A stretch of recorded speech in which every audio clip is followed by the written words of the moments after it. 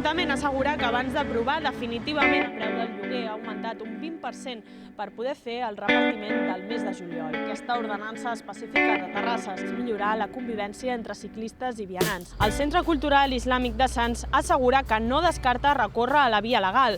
No obstant, diuen que aquesta seria l'última opció. Lebor Gabala vuelve a la Semana de la Moda barcelonesa.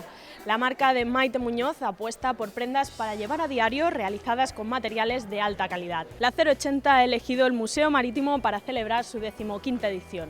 Aquí Miquel Suay presenta su primera colección masculina después de 4 años dedicándose a la moda nupcial.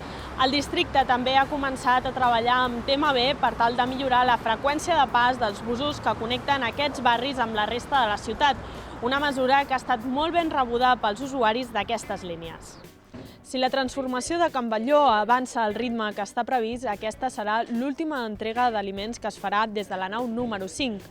Ara l'Ajuntament haurà de buscar un espai alternatiu al recinte fabril per poder fer el repartiment del mes de juliol. Des del districte han demanat al veïnat de la Bordeta que defineixi quines són les seves necessitats de mobilitat i a partir d'aquí treballaran de manera conjunta per trobar la solució més adequada. Us ho ha explicat des del districte de Sants Montjuïc, des del passeig de la Zona Franca, des del carrer de Tarragona, des de Can Batlló, Jessica Moreno.